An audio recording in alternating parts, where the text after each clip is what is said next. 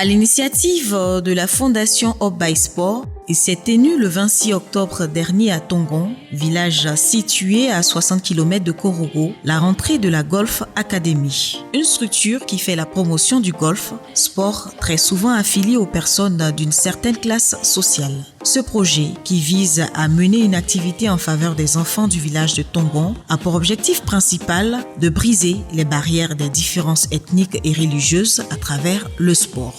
C'est ce que nous dit Marie-Louise Icossier, secrétaire générale de la fondation qui initie l'événement. Nous sommes aujourd'hui, la Fondation Hope by Sport est aujourd'hui à Tongon en partenariat avec la mine de Tongon pour mener une activité en faveur des enfants. Pourquoi les enfants? Parce qu'on pense que le développement de l'Afrique passe par l'éducation et donner la chance à ces enfants à travers le sport qui est une activité ouverte à tous, qui permet de briser les barrières, les différences de culture, d'ethnie, de religion, et tout le monde peut se rassembler autour du sport pour pouvoir apprendre quelque chose, penser plus positivement pour les aider au niveau de leur éducation et aussi les amener à pratiquer du sport. Les enfants qui pratiquent le sport sont plus concentrés sur leurs études, n'ont pas le temps de faire autre chose et lutter d'une certaine manière au travail des enfants. Donc nos activités, c'est faire la promotion du sport. Nous sommes ancrés sur le golf.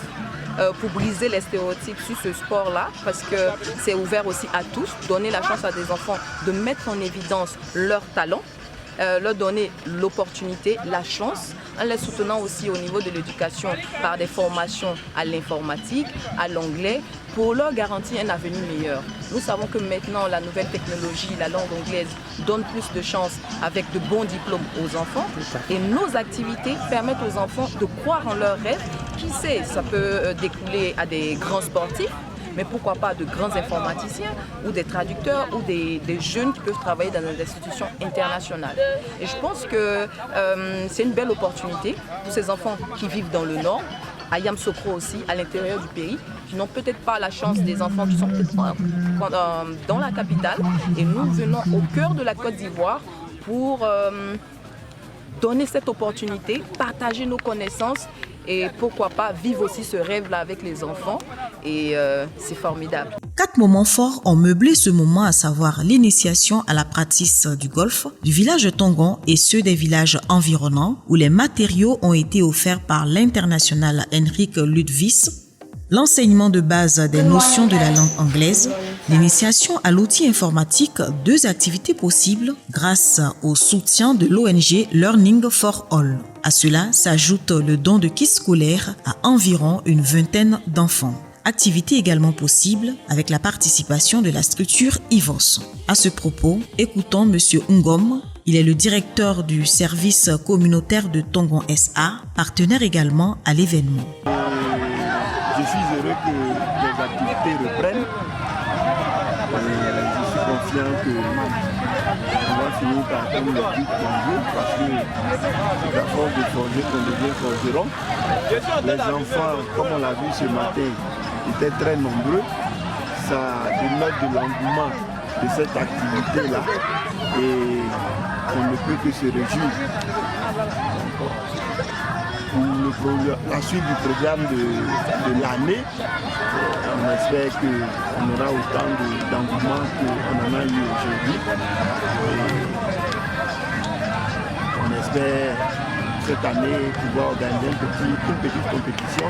Pour les enfants, ça sera très bien, ça va les amener à encore aimer la chose.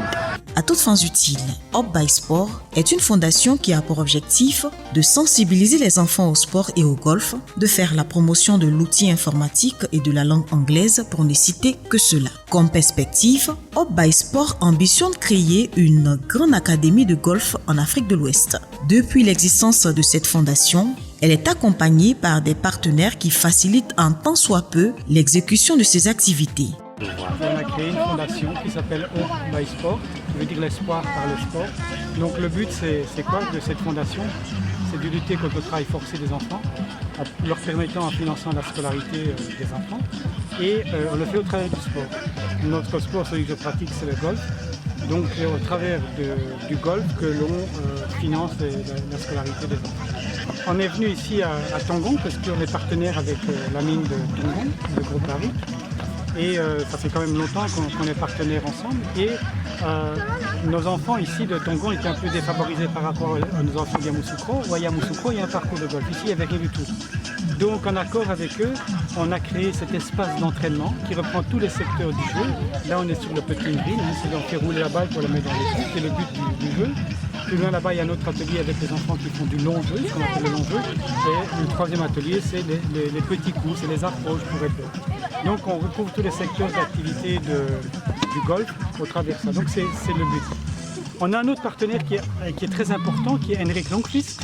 Henrik est un professionnel suédois, professeur de golf. C'est une sommité dans le monde du golf. Il a entraîné de grands champions, notamment le numéro 1 mondial.